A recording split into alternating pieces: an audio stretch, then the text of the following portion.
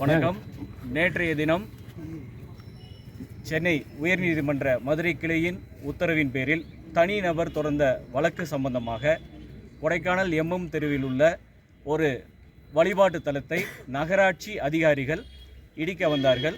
அப்பொழுது கொடைக்கானல் உள்ள அனைத்து மதத்தினரும் அனைத்து கட்சியினரும் அந்த வழிபாட்டு தலத்தை இடிக்கக்கூடாது என்று போராட்டம் நடத்தினார்கள். இந்த போராட்டம் நேற்று 1 மாத கால அளவு இடிக்காமல் தள்ளி போடப்பட்டது. அதன் பிறகு திமுக கவுன்சிலர் பிரபா ஷியாமளி என்பவர் சமூக வலைதளங்களில் ஒரு வீடியோ பதிவிட்டுள்ளார். அதில் சம்பந்தமே இல்லாமல் 1997 நடந்த சம்பவம் மீண்டும் நடக்க வேண்டுமா என்பது போன்று பேசியுள்ளார். அதில் மாரியம்மன் கோவிலில் செருப்பு மாலை போட்டது மற்றும் பழைய சேர்மன் இருக்கும்போது ஏதோ சர்ச்சை இடித்தது என்று பல ஆதாரமற்ற குற்றச்சாட்டுகளை சொல்லியுள்ளார்.